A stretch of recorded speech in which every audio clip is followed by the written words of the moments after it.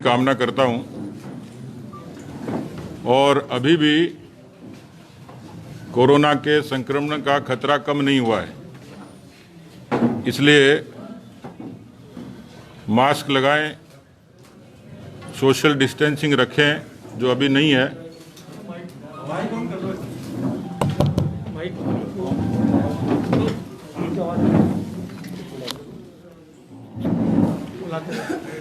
सभी के उत्तम स्वास्थ्य की कामना करता हूं।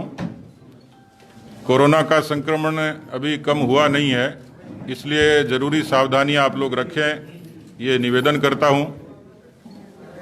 मैं भी लगभग 1.5 महीने बाद इस संक्रमण से 2 बार उबरने के बाद पहली बार आप लोगों के बीच में आया हूं। आप में से अधिकांश लोगों ने मेरे स्वास्थ्य की चिंताएं की। बहुत लोग समय पर संदेश और फ़ोन करते थे, इसके लिए मैं आपका बहुत बहुत आभारी हूं। मैं प्रदेश भारतीय जनता पार्टी के तमाम उन कार्यकर्ताओं के प्रति भी आभार व्यक्त करता हूं कि जिन्होंने मेरे प्रति सद्भावनाएं रखी। अभी भी हालांकि चिकित्सकों ने मुझे ज़रूरी सावधानी बरतने के लिए कहा है, तो कोशिश करूंगा कि उसी मर्यादा में पार्टी की जिम्मेवारियों का निर्वहन करूं। आज 2-3 महत्वपूर्ण मसले हैं जिसके बारे में आपसे रूबरू होना था। हमारे विचार परिवार संगठन के बहुत ही पुराने, जिन्होंने आपातकाल में संघर्ष किया और राजस्थान की राजनीति में जिनको एक अच्छे पार्लियामेंटेरियन के नाते जाना जाता है, ऐसे हमारे परिवार के सदस्य आदरणीय घनश्याम तिवाड़ी जी, वो आज भारतीय जनता पार्टी में वापसी कर रहे हैं।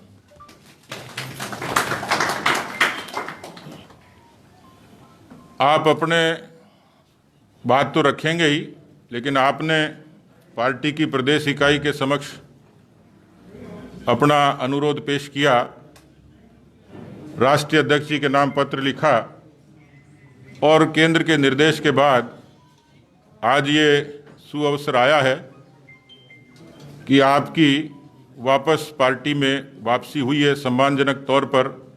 और मैंने आज इनको पार्टी का दुपट्टा पहनाकर आज के इस कार्यक्रम में आपको विधिवत तौर पर पार्टी में वापसी की घोषणा मैं करता हूं।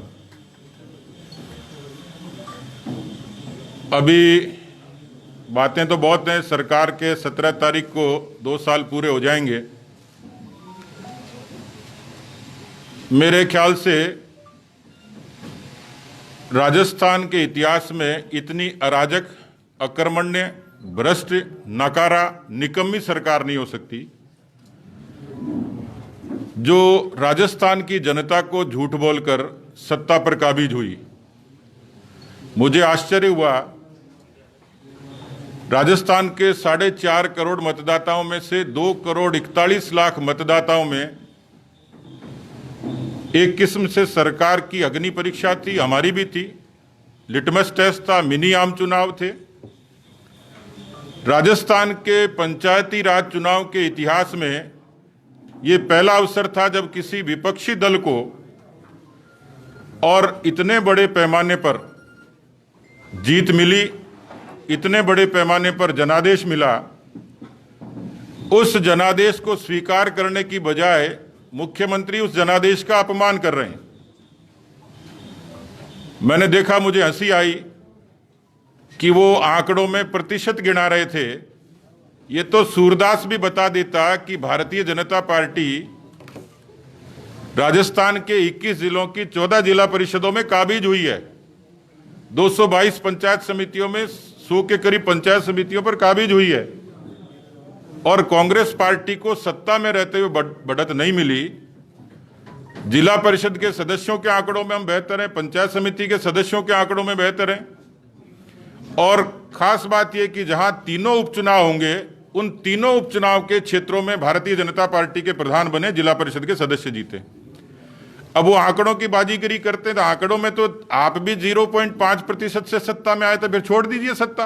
यदि जनादेश है ही नहीं आपके पास में, यदि आप केवल प्रतिशत के आंकड़ों से हमें बताते हैं, तो मुझे लगता है कि वो कांग्रेस पार्टी के विग्रह से सरकार को, शासन को चलाने की विफलता के कारण, और मुझे लगता है कि उनके नाम से फिल्म बन सकती है कि गहलोत जी तुमसे नहीं हो पाएगा, ये सरकार नहीं चल पाएगी, क्योंकि पार्टी में विग्रह, सरकार में विग्रह। आप रोज देखते हो, मैं ये देखता हूं राजनीतिक विश्लेषक के तौर पर कि अशोक गहलोत जी, राहुल गांधी, सोनिया गांधी, प्रियंका गांधी या तो ट्विटर पे पार्टी चलाते हैं या पार्ट टाइम पॉलिटिक्स करते हैं। अभी कई चीजों के जवाब उनके पास नहीं है, लेकिन मुख्य तौर पर इन चुनाव में किसानों ने, नौजवानों ने भरपूर तरीके से पार्टी का समर्थन किया और कांग्रेस पार्टी को नकार दिया, क्योंकि ये किसानों की कर्जा माफी को लेकर सत्ता में आए थे, बेरोजगारों को बेरोजगारी भत्ता रोजगार के नाम पर आए थे। राजस्थान के ऐसे लाखों नौजवान आज भी इंतजार कर रहे हैं कि सरकार कब भर्तियां निकालेगी। 2.5 लाख संविदा कर्मी इंतजार कर रहे हैं कि सरकार ने हमें आश्वासन दिया था, उसका क्या हुआ। किसानों का संपूर्ण कर्जा माफी कांग्रेस पार्टी के अंतर्राष्ट्रीय नेता राहुल गांधी जी ने 10 की गिनती गिनी थी, अभी तक जवाब नहीं है। और हम पर इल्जाम लगाते थे कि भारतीय जनता पार्टी सरकार गिराने की कोशिश कर रही है। भैया तुम खुद गिरना चाह रहे हो, हमने ठेका लिया है कि तुम्हें बचाने का, और उस बात का अभी तक जवाब नहीं दिया। हम पर तोहमत लगाते थे बकरा मंडी और घोड़ा मंडी और पता नहीं क्या क्या। तो महेंद्रजीत मालविया का वीडियो बहुत कुछ कह रहा हो, तो आपके अपने नेता हैं, उसका कोई जवाब अभी तक नहीं है। मुझे लगता है कि राजस्थान में किसान कर्जा माफी, बेरोजगारी और कानून व्यवस्था, ये 3 ऐसे मुद्दे थे मोटे तौर पर जिसके आधार पर राजस्थान की जनता में आक्रोश था, और इस रूप में जनता ने वो आक्रोश व्यक्त किया। अब वो कई चीजों पर उनका यू टर्न देखिए, उनके अपने एजेंडे में सारी चीजें। नागरिकता संशोधन कानून में भी यही हुआ, खूब विरोध किया, विधानसभा में बिल का विरोध किया। नतीजा क्या हुआ कि उसी नागरिकता संशोधन कानून के कारण जोधपुर में और अजमेर में राजस्थान के उन विस्थापितों को इसी सरकार ने नागरिकता दी है। आज वो कृषि बिलों का विरोध कर रहे हैं केवल सोनिया गांधी को राजी करने के लिए, या उनको जल्दी है कि राजस्थान में तो पार नहीं पड़ेगी और दिल्ली में जाके नेता प्रतिपक्ष बनने की जुगाड़ कर लूं। तो मुझे लगता है कि तीनों कृषि बिल जो हैं वो किसानों के हक में हैं, हित में हैं। सरकार पूरे तरीके से किसानों की बातें सुनने के लिए तैयार, सुनी, और अब उन कृषि बिलों के बारे में भारतीय जनता पार्टी पूरे देश में जन जागरण का अभियान चला रही है। पहले भी हमने कृषि चौपालें की है, तो इन बिलों के बारे में भी पूरे तरीके से सरकार ने स्पष्ट कर दिया, एमएसपी खत्म नहीं होगी, मंडियां खत्म नहीं होंगी, और कॉन्ट्रैक्ट फार्मिंग के जरिए किसानों की जमीनें किसी तरीके से जाएंगी नहीं, केवल खेती का कॉन्ट्रैक्ट होगा। ये मोटी मोटी बातें थी जिसकी चर्चा पूरे देश में आज होती है। मुझे लगता है कि इन चुनाव से कांग्रेस पार्टी की जो रही सही कसर थी वो पूरी हो गई। ये आगाज है, अब आप समझते हैं कि अंजाम कैसा होगा। जिस दम्भ और अभिमान के साथ ये 2 साल इन्होंने सत्ता चलाई, और उसका नतीजा पंचायती राज चुनाव में परिसीमन में कितनी गड़बड़ियां करी, किस तरीके से सरकारी मशीनरी का दुरुपयोग किया। इनके बड़े बड़े नेता अपने अपने किलों में हार गए और उसकी खींच मिटाने के लिए जोड़ तोड़ करने की कोशिश की, उसमें भी बहुत सफल नहीं हुए। लक्ष्मणगढ़ में पीसीसी चीफ के वहां बहुमत हमारा था, लेकिन हमारे एक सदस्य को वोटिंग से वंचित किया गया। आधी रात को वोटिंग कराई गई, उनको एडीजे के निर्देश के बाद उस 25वें मेंबर का वोट सील किया गया, और उसके बाद वहां पर लॉटरी निकली, तब जाके मर पड़ के उन्होंने तिगड़म से और जोड़ तोड़ से बनाया। ऐसे बहुत सारे उदाहरण हैं कि जहां पर इस तरीके से सत्ता का, सरकारी मशीनरी का दुरुपयोग किया। तो मैं ये मानता हूं कि अब वो बार बार, मुझे हंसी आ रही थी, आप में से जो शेखावाटी मारवाड़ी जानते हैं वो समझते हैं, वो जब आंकड़े मैंने पढ़े मुझे हंसी आई कि मैं पढ़ गयो पर टांग तो मेरी ऊंची है। यानी गिरे हुए आदमी की भी टांग ऊंची तो वो कह रहा मैं जीत गया। तो इस किस्म का सा काम है इनका कि गिर गया लेकिन टांग तो मेरी ऊंची है, टांग ही ऊंची है, बाकी कुछ और कुछ ऊंचा है नहीं। मुझे लगता है कि राजस्थान की जनता ही ऊंची कर देगी। मैं अपनी बात आपके समक्ष रख चुका। आपकी तरफ से कोई सवाल होंगे उनकी चर्चा हम लोग करेंगे। उसके बाद माननीय घनश्याम जी आपसे रूबरू होंगे।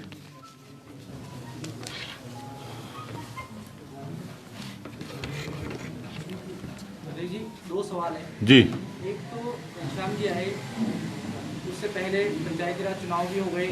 पंचायती राज चुनाव में सब जगह परिवारवाद को बढ़ावा देने को देखना वो मिल रहा है, कांग्रेस में भी। और आपकी पार्टी के पलड़ा तो अजमेर में अलग ही हो गए पत्नी को जिला प्रमुख बनाने के लिए।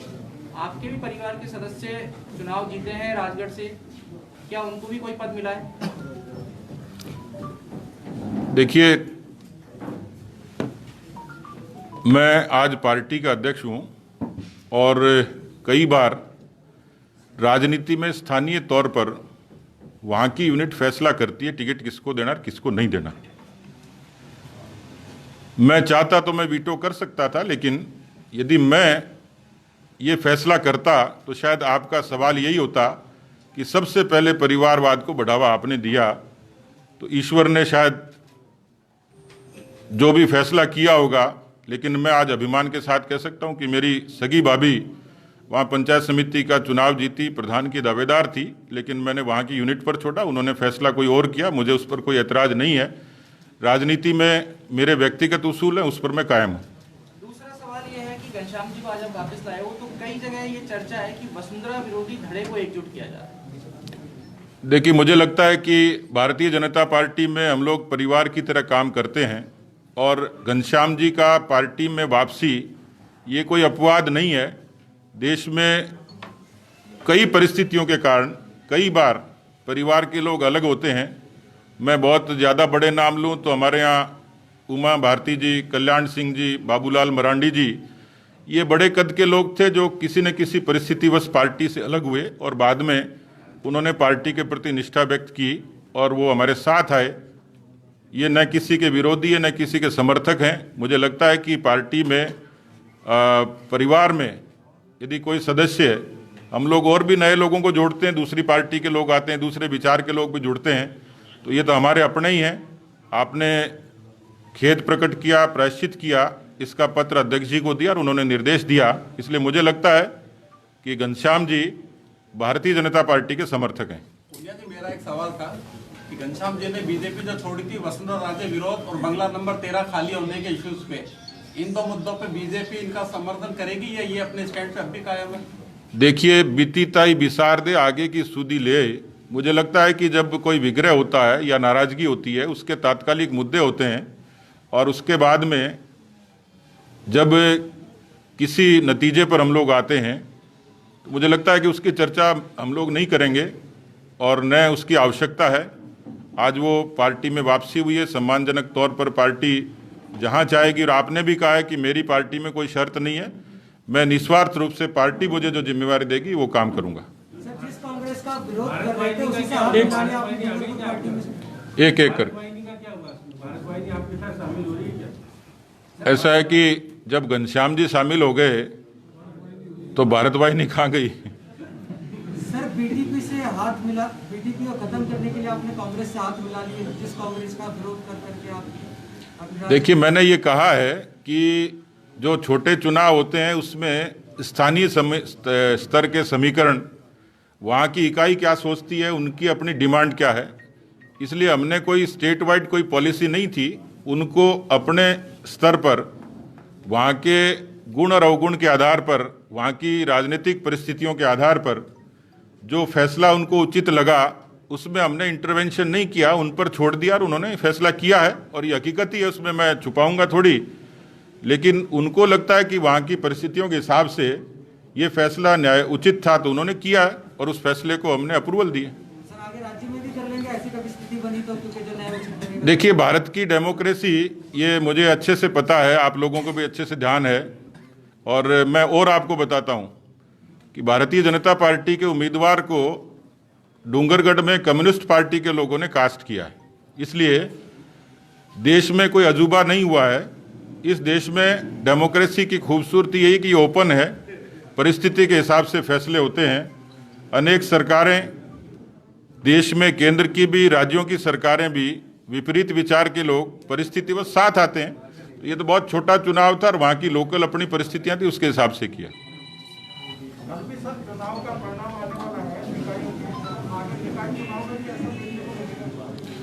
देखिए, निकाय, जैसे मैंने कहा कि ग्रास रूट के चुनाव में लोग, बहुत सारे लोग इंडिपेंडेंट लड़ते हैं और इसमें दल बदल का कानून नहीं है, सहूलियत है। कई बार हमारे लोग भी चले जाते हैं, उनके लोग भी आ जाते हैं, और ये हुआ ही है। इसलिए मुझे लगता है कि निकाय के चुनाव में भी कई जगह बड़ी संख्या में निर्दलीय भी जीतते हैं, जिनकी पृष्ठभूमि अलग अलग विचारों की होती है, लेकिन वो परिस्थिति के हिसाब से जुड़ते हैं और घटते हैं। मैं ये पूछ रहा था, तिवारी जी घर आ गए और हनुमान बेनीवाल जी कह रहे हैं मैं तो छोड़ के जा रहा हूँ। देखिए, वो उनका अपना क्षेत्रीय पार्टी है, उनका अपना काम करने का तरीका है, उनका अपना एजेंडा है। उन्होंने हमें कहा नहीं कि मैं आना चाहता हूँ। हमारे साथ कोई जुड़ना चाहेगा, आना चाहेगा, तो हम उसका स्वागत करेंगे। कोई जाना चाहेगा तो? नहीं, जाने वाले जा ही रहे हैं, हम कहाँ रोक रहे हैं। तिवारी जी तो आ गए, और कौन कौन आ रहे हैं? अभी काफ़ी लोग हैं जिन्होंने पार्टी में वापसी की इच्छा जाहिर की है, वो समय पर आपको पता लगेगा।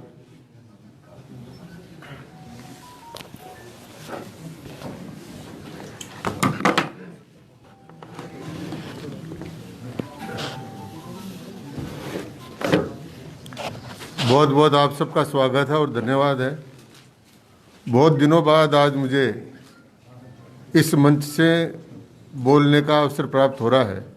इसके लिए मैं राजस्थान भारतीय जनता पार्टी के ऊर्जावान अध्यक्ष श्री सतीश जी पूनिया को और मंचस्थ सभी पदाधिकारियों को बहुत बहुत धन्यवाद देता हूं। साथ ही केंद्रीय पार्टी को, जिन्होंने मेरे पत्र के आधार पर और वापस पार्टी में लेने का निर्देश प्रदान किया, उनके प्रति भी मैं आभार प्रकट करता हूं। मित्रों, दो बात बहुत साफ है। मैं जन्म से भारतीय जनता पार्टी के जन्म के साथ ही भारतीय जनता पार्टी में हूं। उसके पहले जनसंघ में था, उसके पहले मैं संघ का स्वयंसेवक जन्म से हुई हूं। तो मेरी विचारधारा पूर्ण रूप से भारतीय जनता पार्टी के एक एक रग रग में मेरे समाई हुई है। इसलिए मैं न तो भारतीय जनता पार्टी के बाहर था, न अंदर हूँ। मैं पहले भी भारतीय जनता पार्टी में था, बीच में 2 साल भी मन से भारतीय जनता पार्टी में था, और अब मुझे भारतीय जनता पार्टी में शामिल किया। इसके लिए मैं आभार प्रकट करना चाहता हूँ। कुछ मुद्दे हैं जिन मुद्दों के कारण से कुछ परिस्थितियाँ बनी, जिनके कारण से मुझे भारतवानी पार्टी बनानी पड़ी, और चुनाव के बाद में मैं कांग्रेस में गया नहीं, कांग्रेस के मंच पर गया, सिर्फ कांग्रेस का प्राथमिक सदस्य नहीं बना। कांग्रेस के किसी भी ऐसे कार्यक्रम में जो सीए के खिलाफ था, जो धारा 370 के खिलाफ था, किसी भी कार्यक्रम में मैंने भाग नहीं लिया और मैं घर पर रहा। और मैं भगवान से प्रार्थना करता रहा कि मेरा भारतीय जनता पार्टी में वापसी हो। लेकिन जिन जीवन मूल्यों के लिए पूरे जन्म से हम लड़ते रहे, हम बार बार कहते कि रामलीला हम आएंगे, मंदिर वहीं बनाएंगे। हम बार बार कहते थे कि धारा 370 को समाप्त करो। हम बार बार कहते थे कि कानूनों में जो भेदभाव है महिलाओं में आपस में, उन कानूनों को समाप्त करो। हम बार बार कहते थे कि बाहर से आने वाले जो नागरिक हैं हमारे, पाकिस्तान से, अफगानिस्तान से, बांग्लादेश से, उनको नागरिकता प्रदान करो। तो पूरी पार्टी जिस ढांचे पर खड़ी हुई और पूरे जीवन भर जिन सिद्धांतों के लिए लड़ते रहे, उस सिद्धांतों को वास्तविक स्वरूप में कागज पर उतारा और लागू किया। इसके लिए श्री नरेंद्र मोदी जी और भारत की केंद्रीय भारतीय जनता पार्टी ने वो काम किए हैं जो इतिहास में अमिट अक्षरों में लिखे जाएंगे। उसके बाद में भारतीय जनता पार्टी से बाहर रहना मेरी एक छटपटाहट थी, मैं बाहर नहीं रह सकता था। इसलिए हमारे जीवन की सारी जो तमन्नाएं थी, वो तमन्नाएं हमारी पूरी हुई, और उन तमन्नाओं को पूरी होने के कारण से मैंने अध्यक्ष जी से आग्रह किया।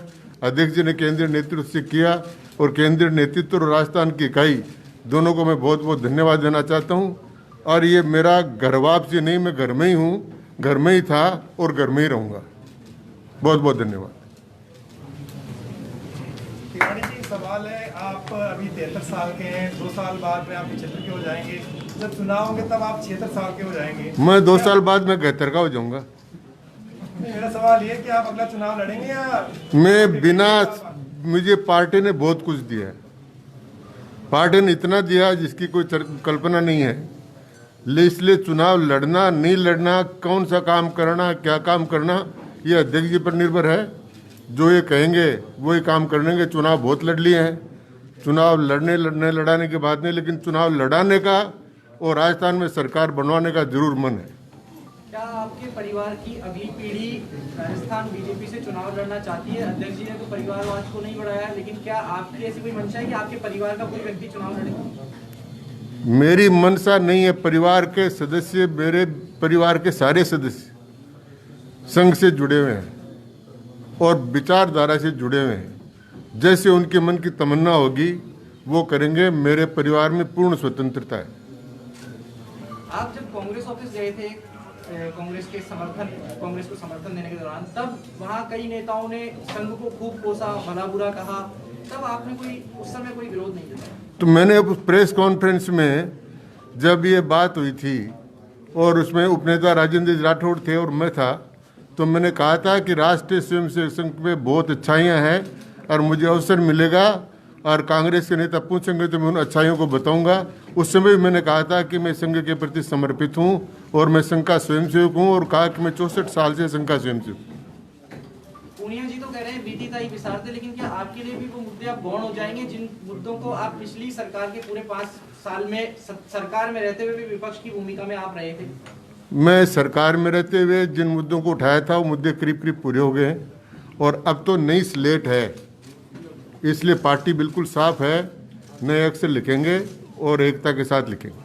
तिवारी जी, ऐसा है कि 2 साल मुख्यमंत्री जी ने आपका बहुत दुरुपयोग किया। पहले चुनाव के अंदर आपको बैठाए रखते थे और खूब कोसते थे बीजेपी को, आरएसएस को। तो आपको क्या लगता है, आप ठगे गए या आपकी मजबूरी थी? नहीं, न तो मैं ठगा गया, न मेरी मजबूरी थी, मैं भूल से चला गया था। मैं फिले भाजपा तो तादे रहेगी कायम। वह तो सपा खाना था, घूमकर चले आए। धन्यवाद।